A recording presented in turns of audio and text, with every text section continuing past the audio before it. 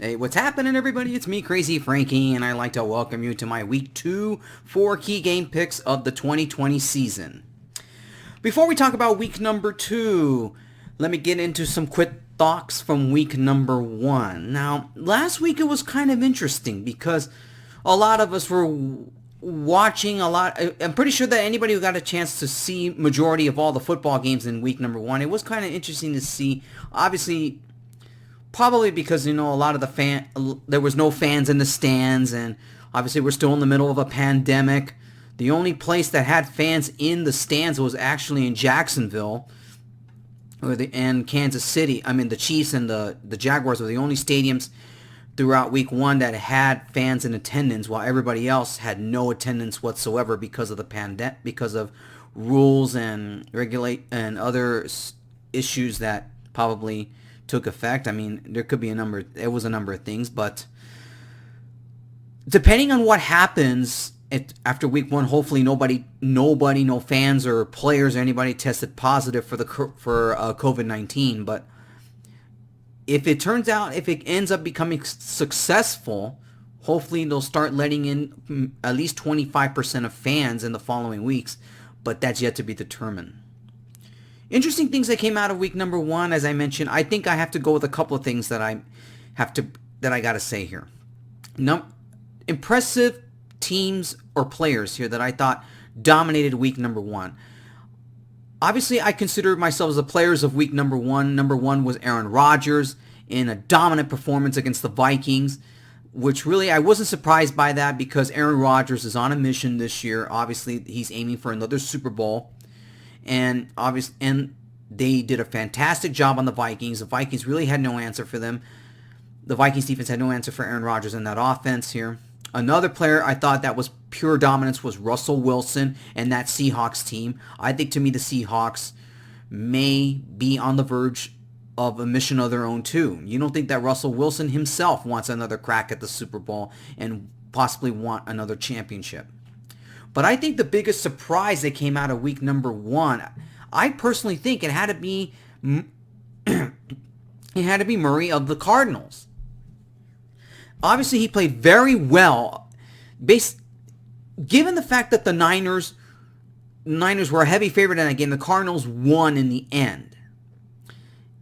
Given the fact that this Cardinal team, if they can get a few more weapons on that offense, they're going to be a threat in the next few years, and hopefully get out of the cellar and out of the rebuilding mode and actually become a contender in the NFL again. It's been a while since this team has been somewhat taken seriously, other than their last run in 2015. But Kyle Murray, give him credit though.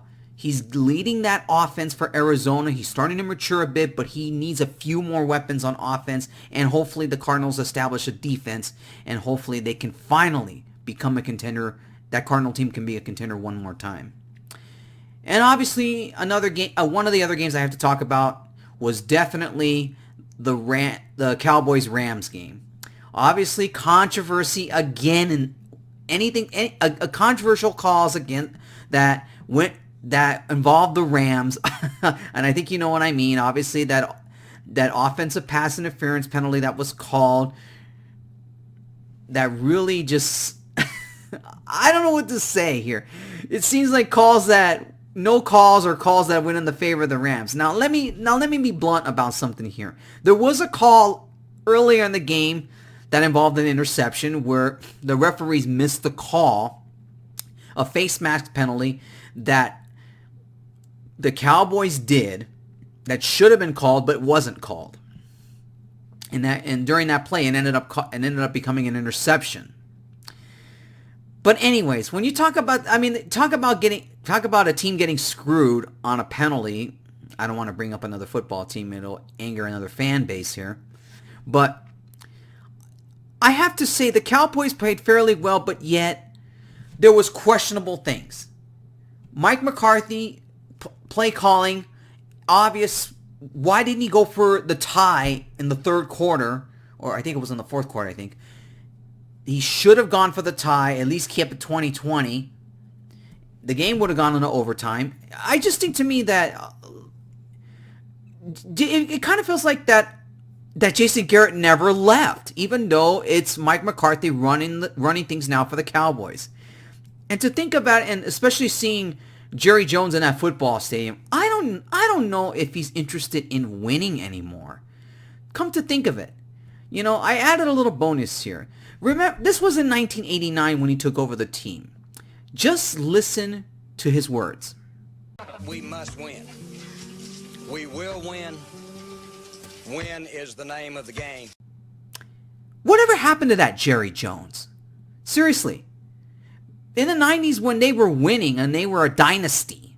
Yet, this franchise really is just... I don't know what Jerry Jones is thinking anymore. I think all he cares about is money now. That's all it is.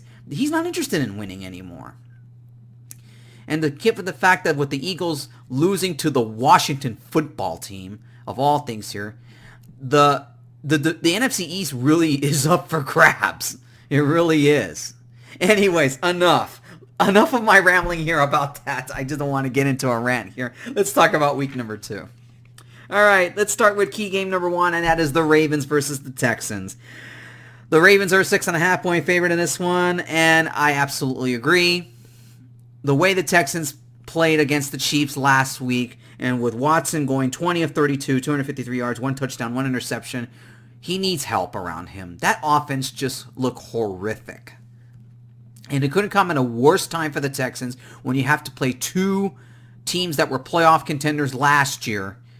Now you get the Ravens, possibly. I look at the stats for Lamar Jackson last week against the Browns. They kind of play. I mean, the Ravens played a Browns team that probably isn't going to go anywhere, even with Baker Mayfield. Lamar Jackson went 20 of 25, 275 yards and 3 touchdowns, no interceptions. This is an obvious, easy pick here, even though it's only. You would think that if the Texans would have managed to have done things in the draft, or at least picks up some key free agents here, and they left go on some players, really, this game would have been a lot more intriguing. It's still a key game because the Texans really need to get back in the midst of things in that AFC South. But when you're playing the Chiefs in week 1 and you got the Ravens in week 2, you're going to go 0-2 in this situation here. You got to go with the Ravens here. I think the Ravens will easily beat the Texans here. I don't think this will be much of a game here. Ravens over the Texans. Key game number 2, it is the Rams versus the Eagles. Jared Goff last week, 20 of 31, 275 yards, no touchdowns, but 1 interception. And obviously when I mentioned earlier about that no face mask call against the Cowboys. Anyways, the Rams did play much better than I anticipated. I have to give them credit. They're opening up a new stadium. And really, the Cowboys were the ones that basically just hurt themselves in that game when they really should have tied that game. And who knows, probably should have won the game in overtime if they would have got there. Now the Eagles here, the Eagles are actually a 3-point favorite in this one, but that number should be much lower. The way the Eagles played, the way their defense just let the Washington football team come back late in the fourth quarter, that to me is just something not right with this football team. Now Wentz, 24-42, 270 yards, 2 touchdowns, and 2 interceptions. Now that's a key fact right there, 2 interceptions. Sometimes I wonder, in a division that is not that good, I don't understand Philadelphia at one point. I don't understand the Eagles at one point here. They're supposed to be the class of this division. And yet, anybody could win that dismal NFC East. This is a must-win game for the Eagles here. They really need to establish themselves in whatever identity they have.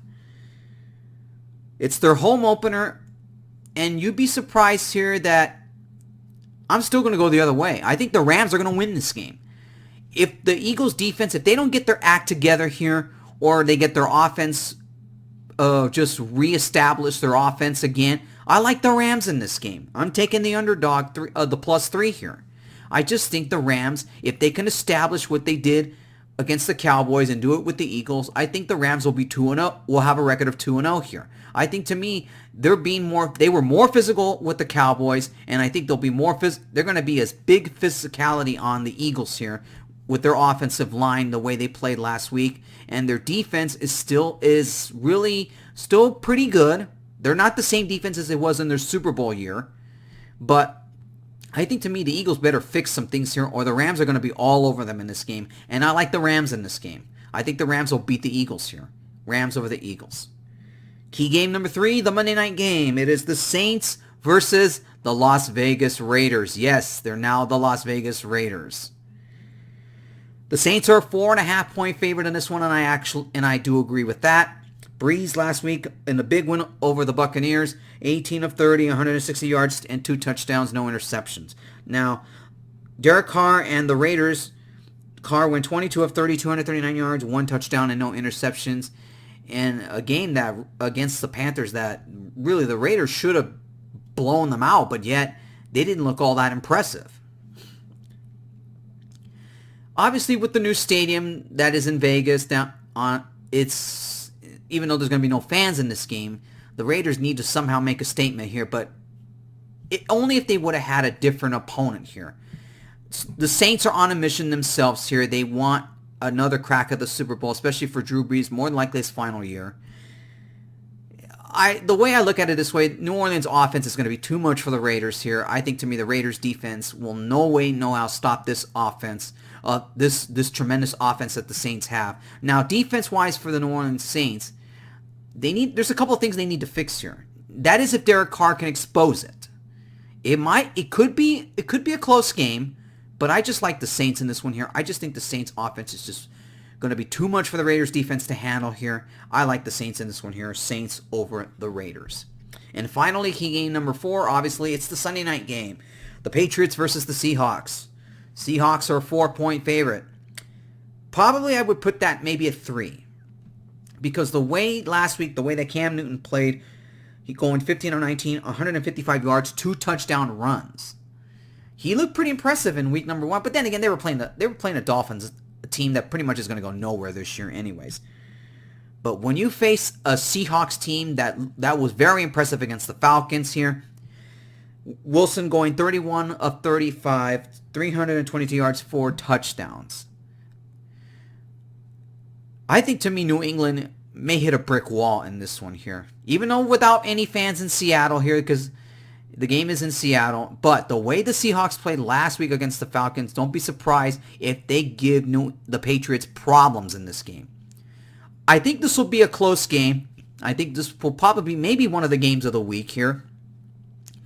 But I think Seattle's offense is going to be too much for the Patriots defense to handle here. I think it'll be a close game here, but I'm actually going with the Seattle Seahawks here. I think the Seahawks offense here will give the Patriots problems, and I still think it'll be a close game, but I like the Seahawks in this one here. Seahawks over the Patriots. All right, everybody, that wraps up my 4 key game picks for week number 2. For all my week 2 picks, please check the description, and I'll see you guys next week when I talk about my 4 key game picks for week number 3. And until then, take care and enjoy your football weekend.